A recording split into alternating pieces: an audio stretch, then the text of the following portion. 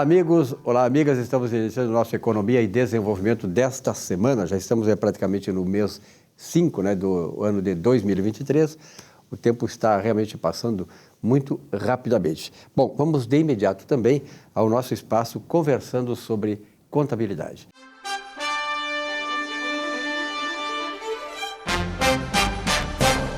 E claro, nesse espaço, Salésio D'Agostin, prazer em vê-lo, meu mestre. É isso aí, estamos à disposição aí. Eu fico muito feliz da vida porque as pessoas, quando comentam sobre o mestre Salésio, quer dizer, e realmente o Salésio é o mestre da contabilidade no Rio Grande do Sul. E aliás, foi o dia do contador, do contabilista agora, dia 25, parabéns. Não, dia foi? 25 de abril, dia da contabilidade. Dia da contabilidade. Tá. Ok? Por que isso? Porque antes, quer dizer, lá em 1926, né?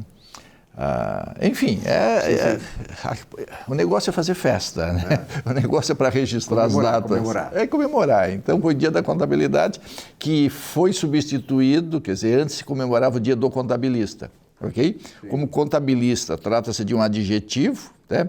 E um adjetivo foca na contabilidade. E o STJ e o Supremo Tribunal Federal decidiu que contabilista não é profissão, não existe, é campo de atuação profissional. Então foi substituído contabilista por contabilidade. Então no dia 25 de abril comemora-se o dia da contabilidade. Até nisso o STF influi. Mas acontece, nesse caso nós damos razão. Por que isso? Porque como nós temos duas categorias, temos o contador e o técnico, e os técnicos, para se passarem por contadores, tá? Eles se chamavam de contabilista. Aí eles, eu sou contabilista, e aí acabava confundindo a sociedade não sabia se estava falando com um contador ou com contabilidade. Tem uma questão de profissão, né? De profissão. Então, isso aí foi muito bom, sim. Isso aí dá, marcar e dizer que a sociedade precisa saber efetivamente quem são os profissionais que atuam na área contábil. Contador, o bacharel em ciências contábeis, o técnico em contabilidade, que é o profissional de segundo grau, profissional profissionalizante, que tem por função fazer os registros contábeis. E o contador analisa as informações, analisa o patrimônio para orientar o gestor. Muito bem. Professor Salésio, várias manifestações, vários pedidos de esclarecimentos, perguntas, enfim. Por exemplo, nós selecionamos uma aqui que é da Viviane Miranda. Ela mora em Canoas, aqui no Rio Grande do Sul. Ela pergunta assim: professor D'Agostin, está na imprensa a informação de criação de um novo tributo incidente sobre o patrimônio. Patrimônio é o campo de estudo do contador, diz ela. O que o senhor tem a nos dizer a respeito deste novo tributo? É justo tributar o patrimônio? Viviane Miranda. Pois é. Quando se fala em tributos, não importa qual, nunca é justo. Por quê? Porque normalmente se pensa em arrecadar para destinar para uma fonte, né? E seguidamente esta fonte é para beneficiar políticos. Tá? Não é para reinvestir em benefício do povo. Da sociedade. Isso. Muito bem. Concordo. Mas, o que acontece? Os nossos políticos, eles são eleitos para legislar, atuam em áreas que eles sequer têm noção, né, do que significa. O ensino brasileiro é um ensino que precisa de reformas e precisa focar naquelas disciplinas em que o cidadão usa no seu dia a dia. Nós temos que ter um ensino focado lá no primeiro grau, onde ensina a criança, né, a ler, a escrever, a interpretar, enfim, faz com que a criança se desenvolva dentro da onde vive. Pois nós temos o segundo grau, que deveria ser um ensino focado naquilo que a pessoa necessita. Ora, todos nós, né, necessitamos dos conhecimentos básicos do direito, necessitamos dos conhecimentos básicos de economia, de patrimônio, né, de finanças, de saúde. E esses conhecimentos básicos é importante que o ensino, que o ministério que cuida desta área focasse. Porque, olha, o quanto é importante um cidadão saber quais os primeiros socorros, o quanto é importante o cidadão saber quais são os seus direitos básicos, como é importante um cidadão saber, né, como é que é constituído um patrimônio, como é que tu organiza a tua renda. Então, são coisas importantes. Mas como isso não existe, né, como hoje o nosso ensino é focado em determinadas áreas, e muitas vezes essas áreas sequer, né, o cidadão comum usa, né, aí tem esses problemas. Os nossos políticos são eleitos e começam a legislar em cima de áreas, sequer eles têm noção daquilo que eles estão falando. Como, por exemplo, o nosso ministro da Fazenda, o Fernando Haddad, né, no encontro com os banqueiros, né, se acenou sobre a reforma tributária e lá ele disse que estão pensando em taxar patrimônio. E aí outros dizem assim, não é sobre patrimônio, é sobre grandes fortunas. Não, nós temos que tributar também sobre herança. Então vejam que há um fato aí, são coisas que às vezes, ao invés de ajudar, acaba atrapalhando e piorando a nossa economia. Porque, Viviane, vocês sabem, o que é patrimônio? Isso é coisa elementar. Patrimônio são as coisas que nós temos. Se você tem um carro, faz parte do seu patrimônio. Se você tem uma casa, faz parte do seu patrimônio. Se você tem dinheiro no banco, faz parte do seu patrimônio. Então, o que acontece? O que é patrimônio? Patrimônio é um conjunto de tudo aquilo que você tem. Ora, aquele patrimônio você adquire através de contração de dívidas, através de contrair dívidas. Eu tenho um carro, mas esse carro eu adquiri através das minhas dívidas.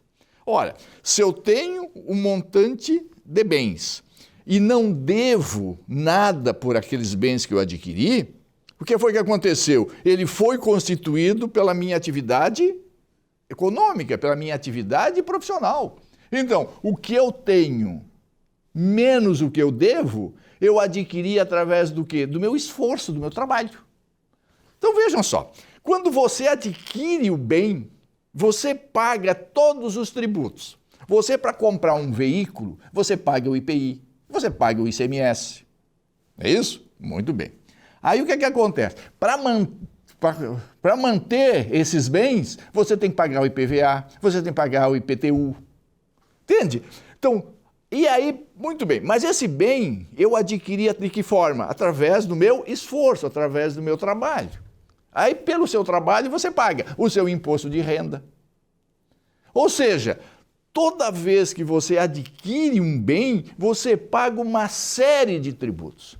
Aí vem as pessoas que não entendem de como as coisas são constituídas. Não, agora que você já tem esse patrimônio, que é esses bens, que foram muito bem taxados, mas olha, como você foi um cara organizado e econômico e poupou isso, e pegou a sua renda do seu trabalho, que foi super tributada, porque é um tributo astronômico, paga de imposto de renda 27,5% daquilo que você adquire, daquilo que você recebe pelo seu esforço. Além disso, pagou mais ICMS, IPI, mais, enfim, até dívida. Se você contrair uma dívida para adquirir um bem, você tem que pagar imposto sobre operação de crédito. Então, você paga tudo. Aí chegam essas pessoas que não entendem nada, olha, agora você economizou, você guardou, você poupou, agora, pelo fato de você ter isso, agora eu vou fazer uma tributação. Pô, mas é uma nova tributação, porque para adquirir já se tributou. Então, querem tributar de novo. Então, o que é isso vai acontecer? Vai acontecer que os investidores que vão querer investir no Brasil, esquece, não vão. Por que eles não vão investir no Brasil? Por uma simples razão, porque aqui só fala em tributação. Eles não dizem o seguinte, olha, nós vamos reduzir a tributação para aproveitar esses recursos, para reaplicar na alimentação produtiva, para as pessoas produzirem mais e poderem ganhar mais e, com isso, realimentar toda essa movimentação e a produção. Não, eles só querem tirar para distribuir, para beneficiar pessoas. E não é por aí, tá? Então, quando tu me diz o seguinte, Viviane, é justo? Não, não é justo. Não é justo porque tributar patrimônio é tributar mais que umas vezes, porque veja só, para te comprar um bem, tu paga os tributos pela compra. A empresa, para produzir esse bem, tem que pagar IPI. Tudo isso é repassado para quem vai comprar, não é isso? Aí depois, para manter esse bem, tu também paga. É que a coisa mais injusta do mundo é tu ter que pagar IPTU. Porra, tu pagou um monte de tributos, fez um esforço tremendo, pagou o imposto de renda, né, pela renda do trabalho. E aí depois, para te manter esse bem, tu vai ter que pagar IPTU. Puxa vida, pagar IPTU porque eu adquiri através do meu esforço. Entende? Ou seja, tu não és dono mais dele. Compra um carro, tu vai ter que pagar IPVA. Entende? Ou seja, qualquer coisa tu paga. E agora querem pagar mais também daquela pessoa que se esforçou e adquiriu um patrimônio. Não é justo.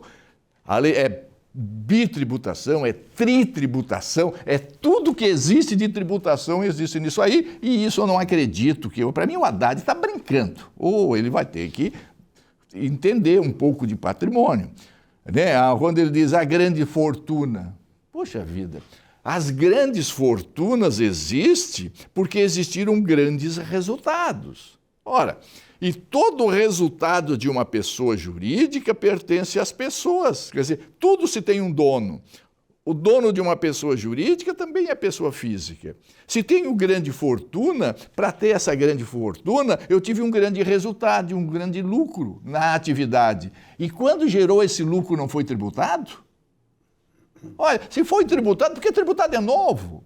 Então nós temos que pensar duas vezes, temos que pensar mais vezes antes de falar as coisas. Nós temos reduzir a carga tributária, não temos que pensar em tributo nenhum, e é isso aí, tá? Eu acho que as coisas têm que ser modificadas, nós não podemos mais continuar fazendo o que estamos fazendo, só pensa em tributar, só pensa em fazer com que o povo trabalhe cada vez mais para financiar esta máquina pública violenta que está muito grande, está muito inchada. Nós temos que reduzir esta máquina pública e essa máquina para funcionar esse Brasil. Destravar o Brasil.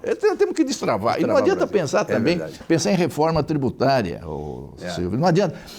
Antes de pensar em reforma tributária, nós temos que pensar na reforma administrativa. Nós temos que desinchar o Brasil. O tamanho do Estado, isso aí. O tamanho é muito grande. É verdade. Porque não adianta, se nós não desinchar o Estado, qualquer valor que você arrecada é insuficiente. Tem que manter essa máquina aí. Tem que manter essa máquina. É verdade. Tá bem? Então, respondendo a tua pergunta, Viviane, se o senhor tem a dizer sobre esse novo tributo não vai existir, esquece. Temos ainda alguns políticos lá dentro que são sérios e que entendem alguma coisa, tá? Vamos salvar. Vamos salvar. E outra coisa, assim, que se é justo, não é justo, porque patrimônio já foi tributado mais que uma vez, tá bem? É isso aí e vamos na luta. Grande Salésio, um abraço até o próximo encontro. Até o próximo encontro. Continue mandando as perguntas que, na medida do possível, nós estamos aqui para respondê-las.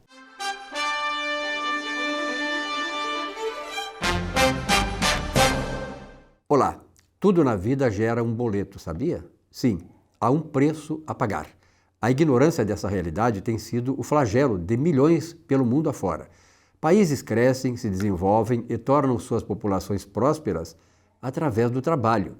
É pelo uso da criatividade e exploração das riquezas naturais que as nações se tornam ricas e seus povos têm uma vida abençoada. Nossa vida pessoal depende e é fruto da principal virtude que o Criador nos deu, o amor ao trabalho.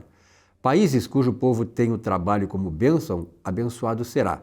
Se tem o trabalho como fardo, receberá a exclusão e o sofrimento.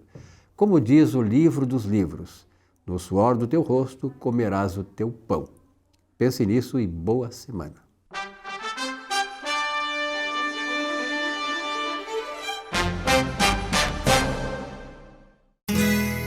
Ser gaúcho é preservar as tradições, é valorizar a educação e acreditar que um futuro melhor nasce nas páginas de um livro.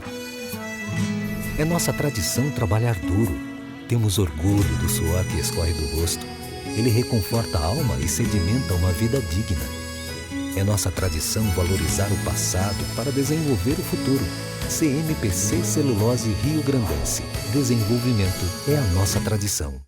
Já pensou em ter o seu próprio canal de TV corporativa, exclusivo e impactante? Somos a solução para empresas que desejam modernizar seus processos de comunicação. Solução Mídia Digital, transformando a forma como você se comunica.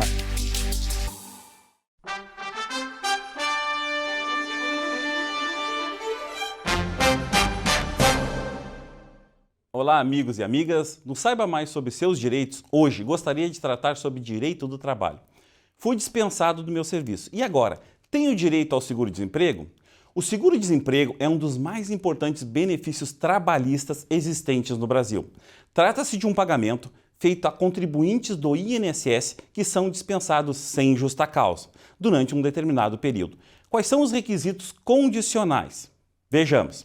Ter sido dispensado sem justa causa, estar desempregado quando do requerimento deste benefício, não estar em gozo de qualquer benefício previdenciário de prestação continuada, com exceção do auxílio acidente e pensão por morte, ter recebido salários de pessoa jurídica ou física ou a ela equiparado.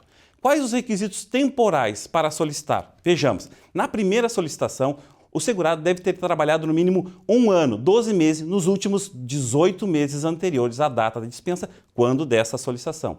A segunda hipótese, ter trabalhado pelo menos 9 meses nos últimos 12 meses anteriores à data da dispensa, quando da segunda solicitação. E a terceira solicitação, a cada 6 meses imediatamente anteriores à data dessa dispensa, quando das demais solicitações. O assegurado irá receber de 3 a 5 parcelas de seguro-desemprego, desta forma: 3 parcelas se tiver trabalhado pelo menos 6 meses, 4 parcelas se tiver trabalhado de 6 a 12 meses e 5 parcelas se tiver trabalhado pelo menos 24 meses. Fique atento, busque seus direitos. Por fim, eu agradeço a audiência, desejo uma boa semana a todos e até o próximo programa. Muito bem, bom, nós estamos chegando aí no mês de maio e no dia 31 de maio é a data final, né, que foi estabelecida pela Receita Federal como o dia limite para a entrega da declaração de rendimento, seja de pessoas físicas ou de pessoas jurídicas. E está aqui comigo o Dr. Gustavo Bernardi, especializado nessa área do direito imobiliário. Dr. Gustavo Bernardi, claro que naturalmente essas questões elas devem preocupar aquelas pessoas que têm operações no mercado imobiliário e tal. E como é que, de uma maneira geral, se pode dar, que recado se dá para essas pessoas? O que elas têm que observar? Bem, Silvio, em primeiro lugar, a gente fazendo uma análise das declarações que caem na malha fina, eu acho que a maior preocupação que as pessoas têm que ter quando adquirem um imóvel é justificarem a renda que tiveram para adquirir este imóvel. Não é incomum as pessoas declararem que adquiriram um imóvel, mas a declaração de imposto de renda, os seus rendimentos anuais não comportam aquela aquisição. E daí, de onde é que veio esse dinheiro? Né? Então é muito comum que isso aconteça. Né? Com relação a imóveis, a gente tem uma série de questões que todo ano se repetem. Né? Vem cá, como é que eu declaro uma compra e venda de um imóvel na planta, quando eu não recebi o imóvel ainda? Né? Então a pessoa vai somando aquilo que pagou ao longo dos anos por aquele imóvel na planta. Porém, ela ainda não pode declarar que adquiriu o determinado imóvel, o determinado bem, lá onde declara a identificação do imóvel, porque ela ainda não adquiriu esse imóvel não foi entregue para ela ainda. Né? Então, lá no campo próprio, ela vai somar aquilo que ela pagou este ano e vai manter o que ela pagou até o último dia útil do ano seguinte. No ano posterior, ela vai somar essas duas colunas, colocar na coluna do ano anterior e colocar a soma daquilo que ela pagou naquele ano corrente, no ano da declaração. Bom, mas e daí? Quando eu adquiri este imóvel, né? Quando eu fui lá e recebi este imóvel? Bom, daí lá na coluna em que eu identifico o meu patrimônio, em que eu identifico os imóveis que eu tenho, eu vou identificar lá o imóvel que eu adquiri. Tenho hoje cada vez mais campos específicos para identificação, campo 11 casa, campo 12 apartamento, campo 13 imóvel comercial, enfim, a Receita cada vez mais procura individualizar o imóvel. O que ela está querendo fazer com isso? Ela está querendo fazer um cruzamento com uma declaração que os registradores imobiliários mandam para a Receita, chamada DIMOB, que é a Declaração das Transações Imobiliárias, né? Então é preciso que as pessoas entendam que cada vez mais a Receita tem recursos para identificar as transações imobiliárias, né? Quando você faz uma escritura de compra e venda, a Receita toma conhecimento dessa escritura, identificando quem é o comprador, quem é o vendedor, qual o valor que foi declarado na transação, qual o bem envolvido. Né? Então é muito importante que você tenha o cuidado de declarar corretamente essas transações imobiliárias. Outra questão muito intrincada que as pessoas esquecem ou não são alertadas é que quando você faz uma transação imobiliária, você tem que pagar, e teve lucro, você tem que pagar um imposto correspondente a este ganho de capital, que é pago até o 30º dia útil do mês seguinte à transação. Ora, lá na sua declaração do ano seguinte, se a Receita identifica que você não fez essa declaração, você vai pagar multa e juros. E multa e juros até o momento em que você venha a pagar, que são altíssimos. Então você tem que ter certos cuidados com as transações imobiliárias. Outras questões que as pessoas desconhecem, um imóvel residencial até R$500 mil que você venda e compre outro em até 180 dias, 6 meses depois, você zera a transação, você zera o ganho de capital. Você não precisa pagar esse ganho de capital, desde que você comprove que você comprou outro imóvel dentro desse período. Né? Uma questão também muito intrincada são os consórcios. Né? Consórcio, como tu sabes, a gente vai pagando, de repente a gente é contemplado. Né? Como é que a gente declara isso? As pessoas muitas vezes declaram a contemplação antes dela acontecer, como se ela já tivesse o imóvel, como se ela já tivesse aquele bem contemplado. Não, ela não tem. Enquanto ela está pagando, ela vai declarando lá no campo específico e a Receita hoje estabelece, ela informa, ela permite que você diga se aquele consórcio é contemplado ou não e você então declara o que pagou até o último dia do ano anterior e depois declara na declaração do ano de referência aquilo que pagou naquele ano. Então, hoje nós estamos em 2023, você vai manter o que você pagou até 2021 e vai colocar na coluna do que foi pago em 2022 a soma das prestações que foram pagas.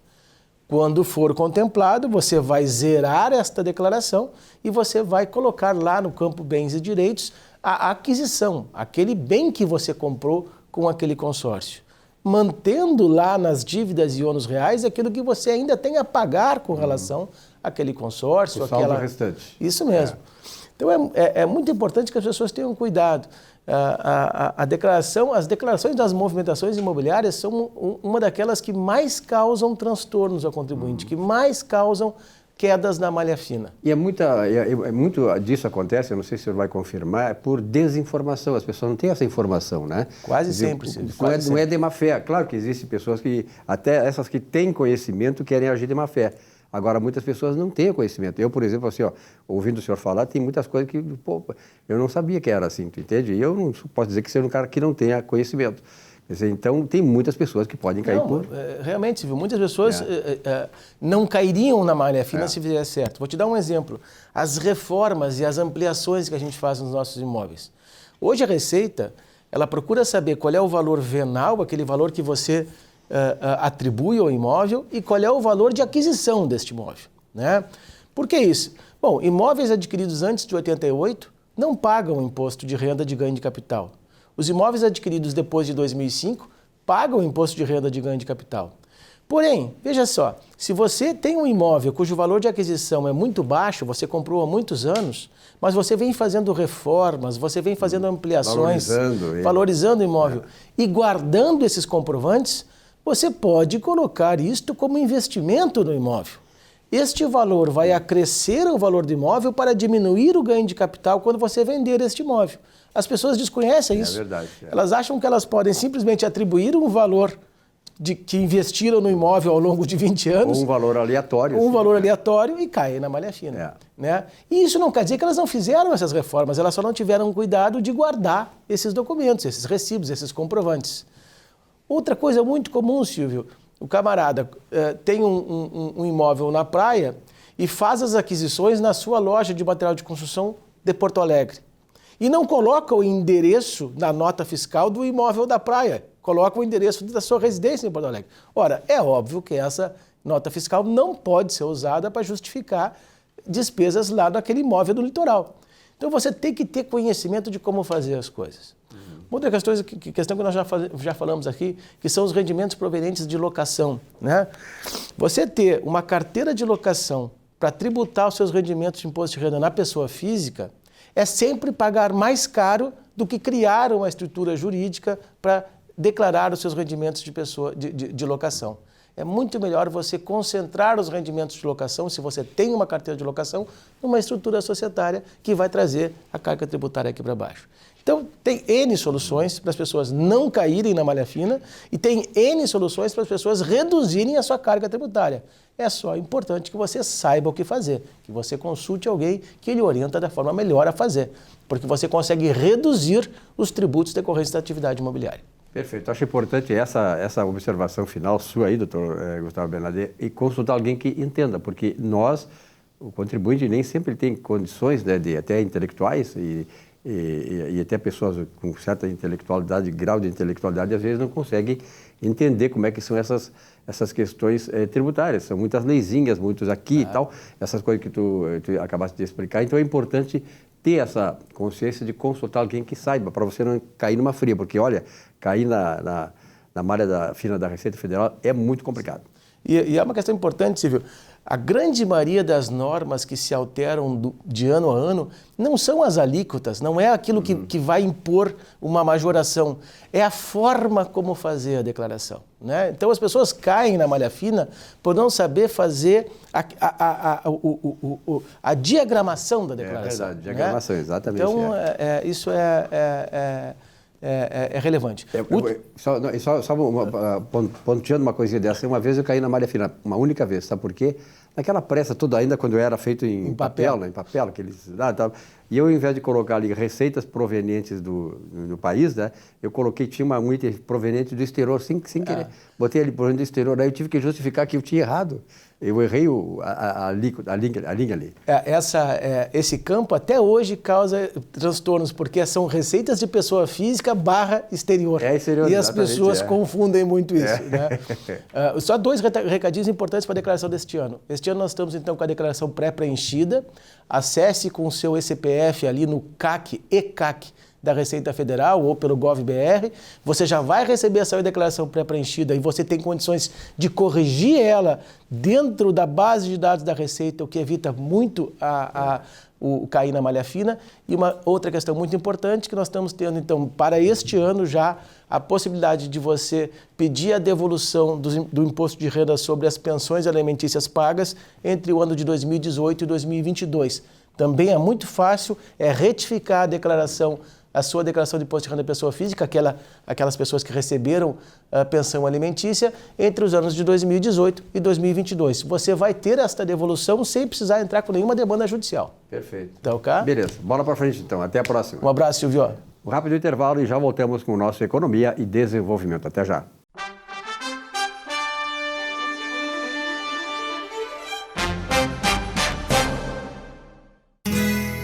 Ser gaúcho é preservar as tradições, é valorizar a educação e acreditar que um futuro melhor nasce nas páginas de um livro. É nossa tradição trabalhar duro. Temos orgulho do suor que escorre do rosto. Ele reconforta a alma e sedimenta uma vida digna. É nossa tradição valorizar o passado para desenvolver o futuro. CMPC Celulose Rio Grandense. Desenvolvimento é a nossa tradição. Já pensou em ter o seu próprio canal de TV corporativa, exclusivo e impactante? Somos a solução para empresas que desejam modernizar seus processos de comunicação. Solução Mídia Digital, transformando a forma como você se comunica.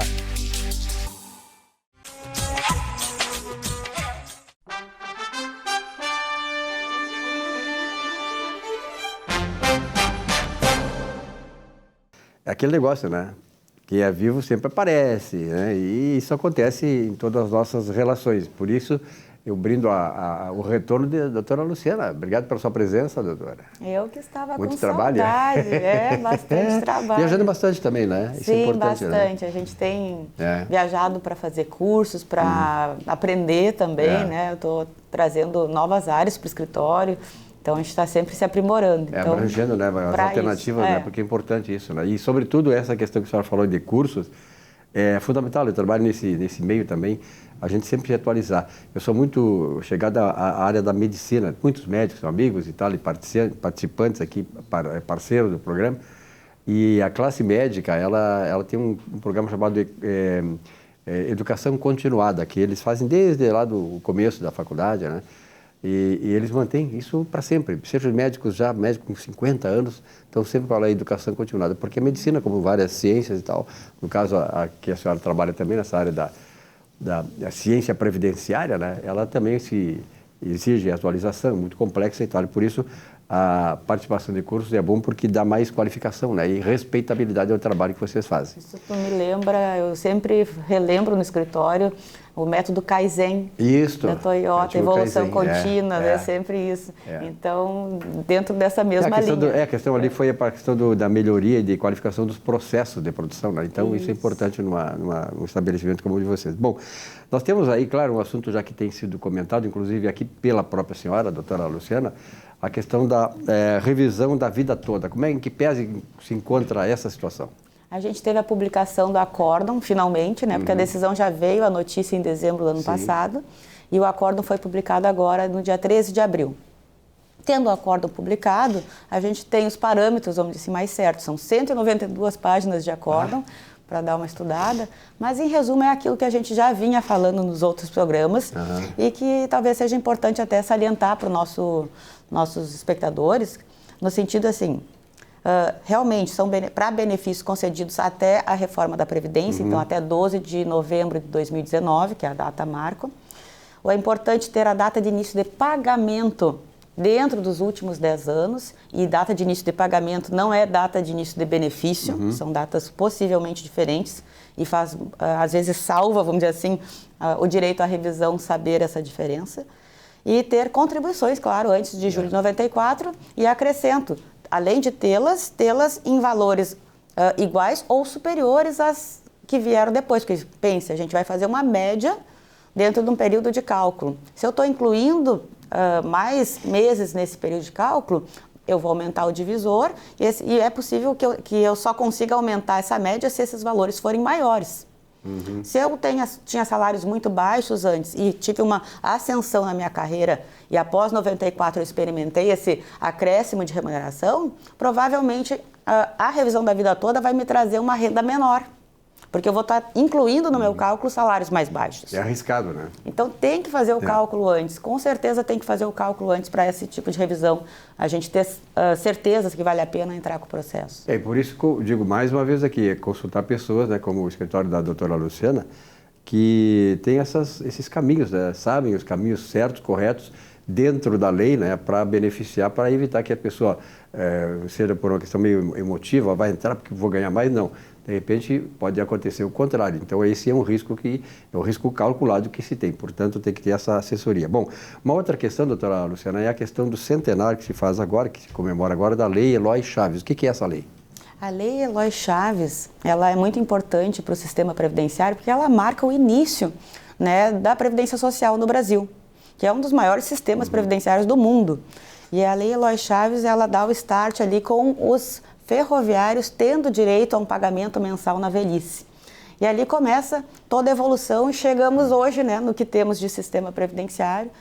Foi comemorado isso agora numa sessão do Senado, na segunda-feira. E dentro da sessão, como era de se esperar, claro, houveram críticas também ao que aconteceu depois da reforma da Previdência. A gente experimentou, com a reforma da Previdência, uma diminuição, vamos dizer assim, no cálculo dos benefícios. Né? Isso ficou evidente. Ao longo do tempo, a gente percebe que um benefício previdenciário antes tinha um valor maior, em média, do que tem hoje. Né? Então, trazendo até alguns números, a Previdência Social no Brasil, ela é responsável por quase 60 milhões de brasileiros recebem, a partir da Previdência Social, algum tipo de benefício previdenciário. Estão amparados pela lei previdenciária. E 70% destes recebem em torno de um salário mínimo apenas. Então, a partir desses números, a gente começa já a ter um panorama de como é o nosso sistema previdenciário. O nosso sistema previdenciário, e a partir daí vem a gente pode tecer críticas ou elogios, mas enfim, ele é responsável, às vezes, pela economia de muitos municípios. E pela manutenção de milhares de famílias, né? Muitos desses salários mínimos aqui são o único salário que sustenta uma família inteira. A única fonte de renda de famílias. E aí tu vê a importância do sistema previdenciário que a gente tem. Né? Não, e a importância, claro que dentro desse contexto da importância que a senhora coloca aí, dessa adjetivação, está a questão de cada vez mais fortalecer o sistema previdenciário para que ele possa, à medida do possível, ir elevando, né, esse valor para que as pessoas possam ter um valor mais digno, né, e que possa suprir as necessidades de uma família, como está inclusive na Constituição de 88. Muito bem colocado. E esse é o nosso trabalho, vamos dizer assim, quando a gente escolhe atuar na área do direito previdenciário, a gente busca exatamente isso, refletir no benefício previdenciário todo o esforço que aquela pessoa fez nas contribuições. Não é um benefício, até é uma crítica, né? A gente chamar de benefício. É uma contraprestação de uma prestação que eu já dei antes um retorno, né? Foi tirado da minha remuneração um pedacinho a cada mês para que lá na frente, cumprisse os requisitos, eu tivesse o reflexo disso. E o que a gente experimenta hoje? Isso não mais mantém a remuneração do trabalhador. A gente não consegue mais se aposentar e ficar aposentado. Não tem mais essa realidade no nosso país. Ao passo que eu começo a estudar também direito tributário, então a gente começa a pensar também na parte do custeio e a parte do benefício. Como é que pode a gente cada vez mais ter uma carga tributária mais alta, ter impostos sobre a folha mais altos, né, que vão direto para a Previdência, e a Previdência cada vez pagando benefícios mais baixos.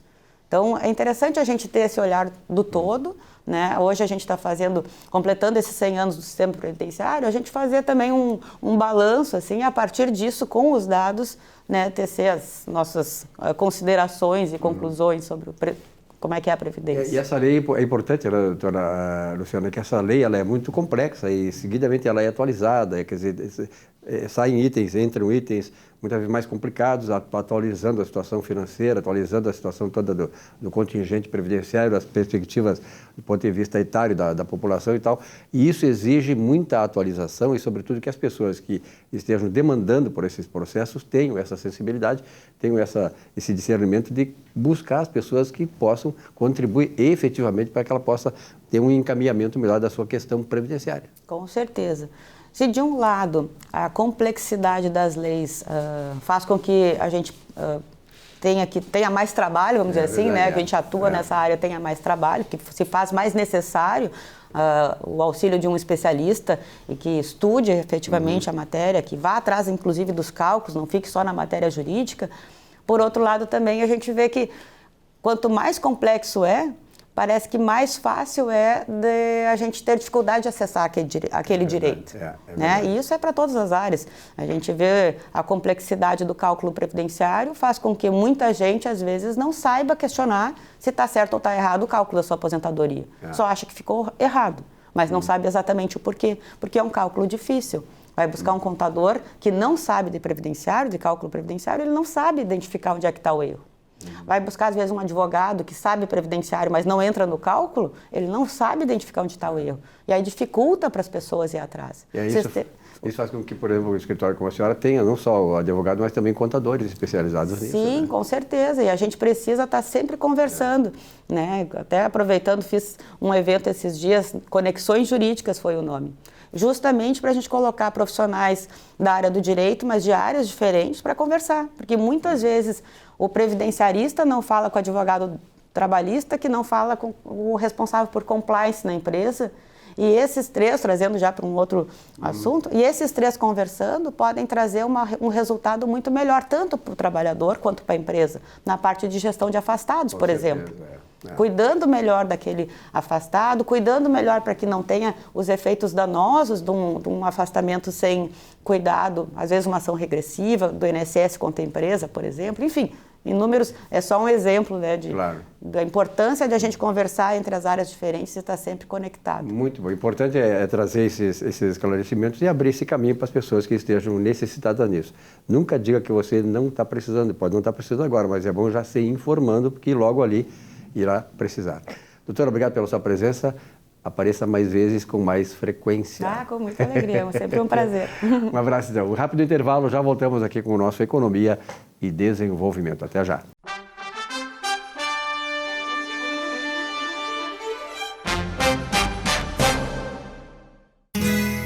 Ser gaúcho é preservar as tradições, é valorizar a educação e acreditar que um futuro melhor nasce nas páginas de um livro.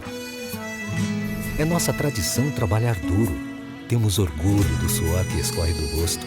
Ele reconforta a alma e sedimenta uma vida digna.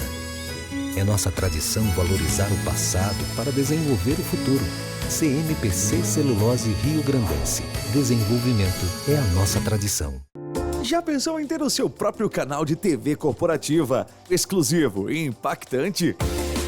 Somos a solução para empresas que desejam modernizar seus processos de comunicação. Solução Mídia Digital, transformando a forma como você se comunica.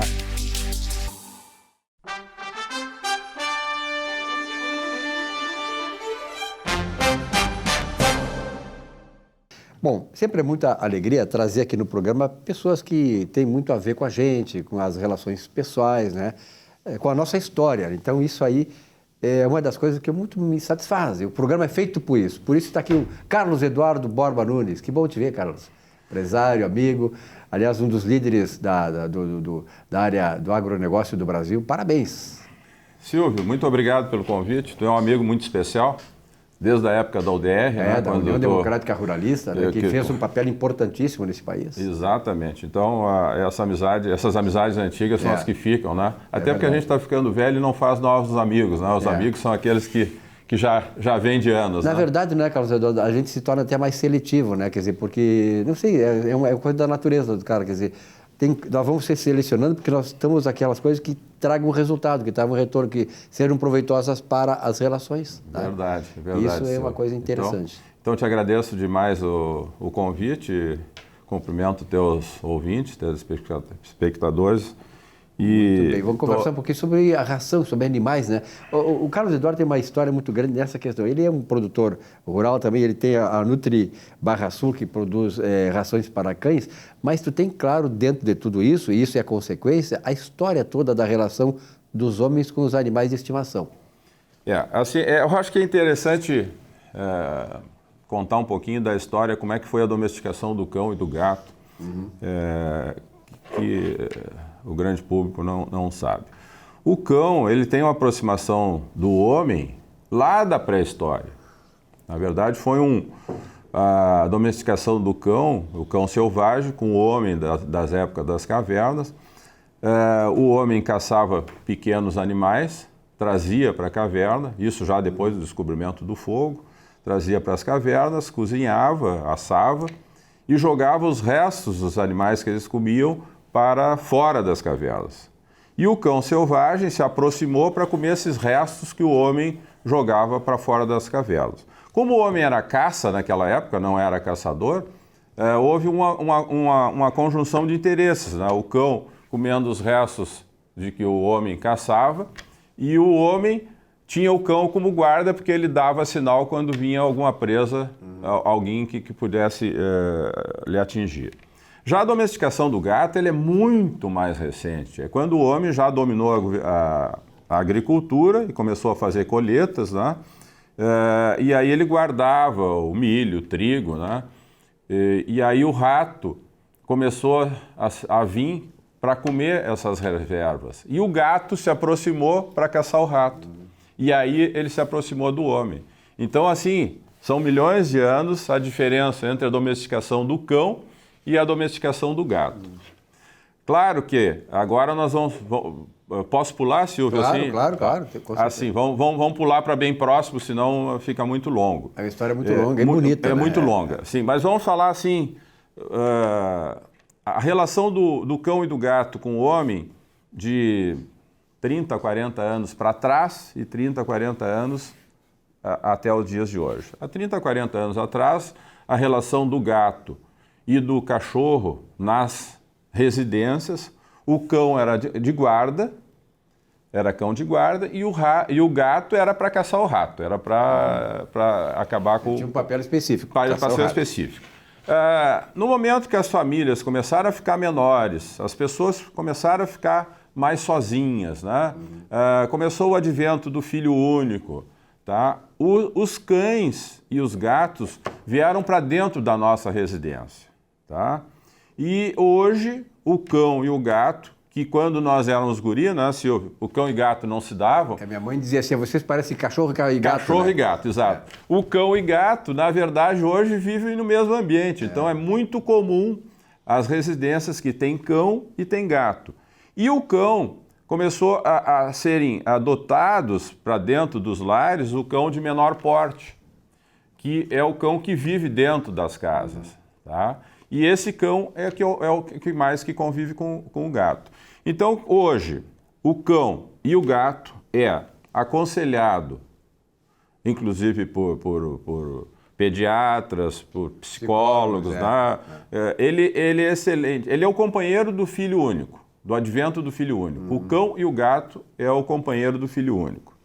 O cão e o gato, aí de grande, pequeno ou médio porte, não interessa, ele é o companheiro das pessoas de terceira idade. Porque hoje o que acontece? As pessoas de terceira idade ficam sozinhas, os filhos saem, as famílias pequenas, reduzidas. E fica muito comum o casal de velhos, né, ficarem sozinhos, ou até um deles, quando viúvo, ficarem sozinhos. E o cão e o gato dão um sentido à vida, dão uma utilidade à pessoa da terceira idade, porque ela tem a obrigação de levar o cão, o gato no veterinário, ela tem que levar para dar as vacinas e também ela tem que alimentar, comprar ração e alimentar esses animais. Então, o tutor tem todas essas funções. E aí é que entra, vamos falar, na Nutri Barra Sul, que produz as rações Dom Perro, Del Gato, Top Dog e Top Gato.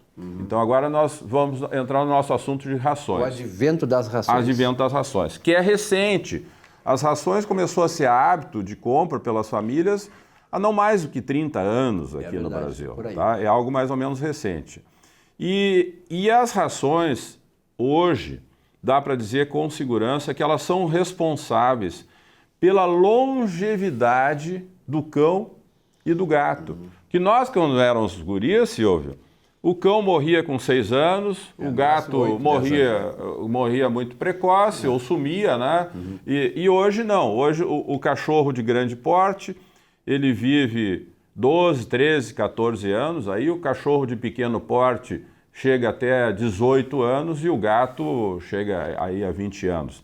Então a ração, claro que não a ração sozinha, a ração, as vacinas, o atendimento veterinário, né? Tudo isso contribui para a longevidade. Mas principalmente a ração é responsável porque ela dá ao nosso pet toda a necessidade nutricional com um produto só. Ela supre tudo. A ração ela supre toda a necessidade do cachorro e do gato, tá? Afora isso, o animal só tem que tomar água. Então é importante que a gente faça a escolha de uma boa ração. Tá? Porque a boa ração vai ser, em última análise, a responsável pela longevidade do nosso pet. Tá? E nós, como tutores, que nos apegamos, hoje o pet faz parte das nossas famílias, né, Silvio? A gente quer que o cachorro tenha longevidade, que o gato tenha longevidade.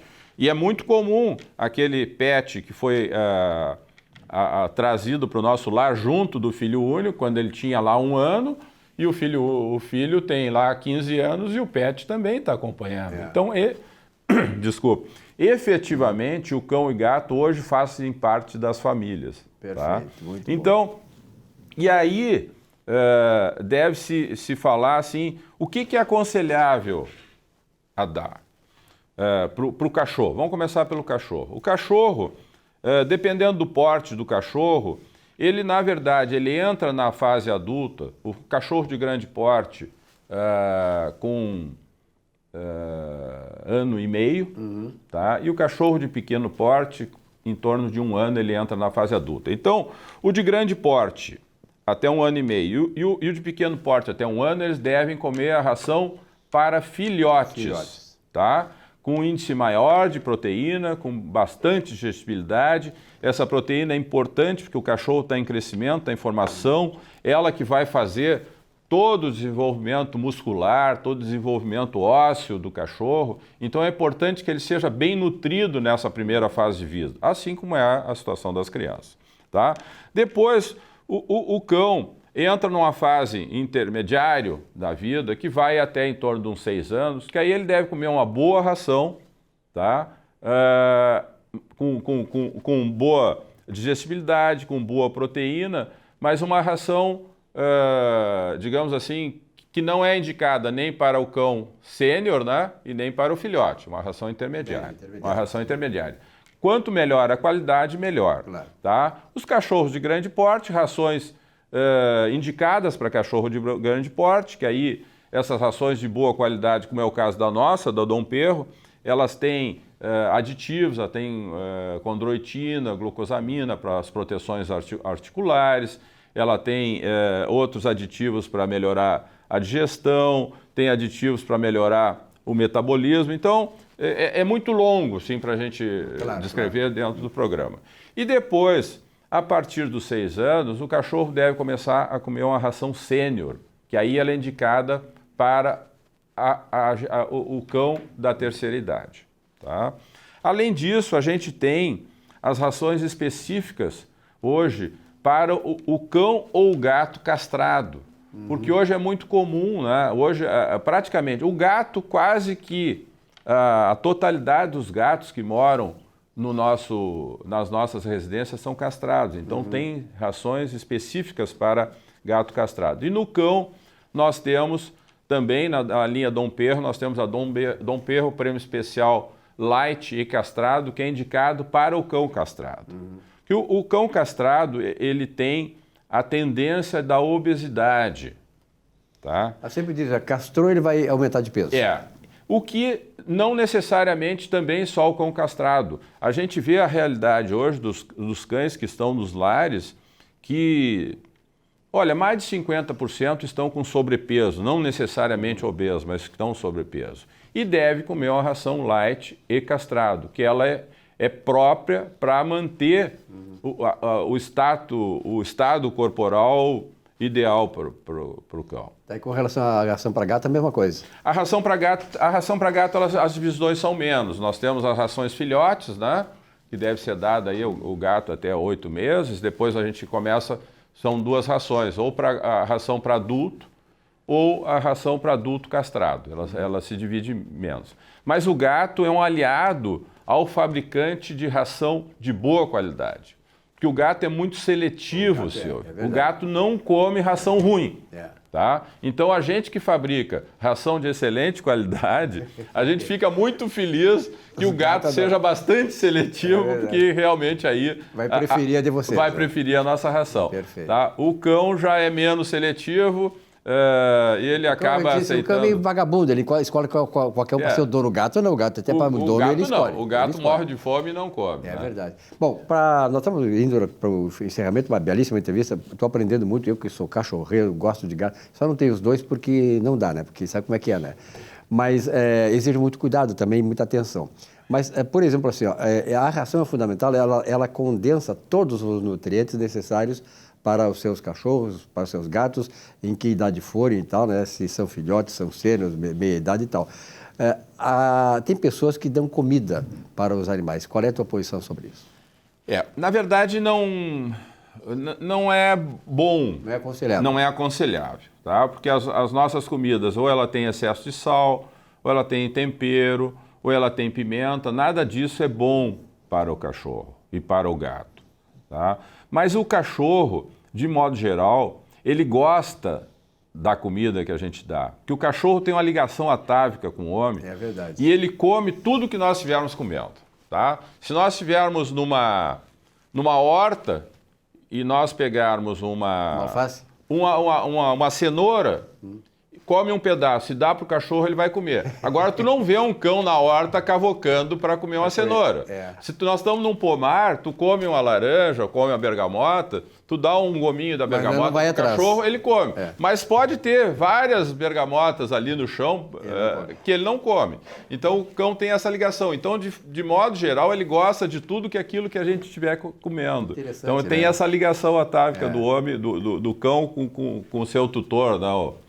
Mas qual é a comida assim que é completamente desaconselhável? E tem uma comida, cão, por exemplo? Bom, comida com sal, comida com pimenta, açúcar não se deve dar para o cachorro, nada com açúcar. Nada de doce. Nada de doce, né? O cachorro, primeiro que o açúcar não faz nenhum bem, o cachorro pode começar a ter problema de dentição. Tá? Aliás, as nossas rações, elas têm aditivos para combater o tártaro, né? Que é um problema, do tártaro. O cão depois começa a ficar um pouco mais velho, se não tem o cuidado com o tártaro, ele começa a perder o dente, comprometer a dentição, e aí ele começa a ter dificuldade de alimentação, né? Dudu, muito obrigado pelo teu preço. Onde é que o pessoal adquire essa ração? Nós estamos, em geral, em quase todas as casas especializadas, os mercados, bastante na periferia de Porto Alegre, bastante no interior. Nós temos a rede Unidasul, Risul e Macromix em toda a rede, que são 50 e poucas lojas espalhadas. Perfeito. Então a gente está aí no mercado. E qualquer dúvida, faça contato com o SAC, Nutri Barra Sul, né? E peça a informação onde é que encontra a nossa ração, que a gente retorna imediatamente. Dudu, que bom te receber aqui. Vem mais vezes, eu acho importante. Eu adoro esse assunto. Aliás, você, telespectador, também deve ter adorado, né? Que diz respeito aos nossos animais de estimação. Parabéns pelo trabalho, parabéns pela Nutri, aí, pelos trabalhos que realiza e, sobretudo, para aquilo que você faz, né, que é para a saúde e o bem-estar dos nossos animais de estimação. Um grande abraço e até a próxima. Muito obrigado, Silvio. Obrigado pela oportunidade. Despeço um bom fim de semana a todos. Perfeitamente, né? Perfeitamente. Bom, nós ficamos por aqui no nosso Economia e Desenvolvimento. Muito obrigado pela sua fidelidade aqui, muito obrigado pela audiência. Uma boa semana. Na semana que vem, um novo encontro. Até lá.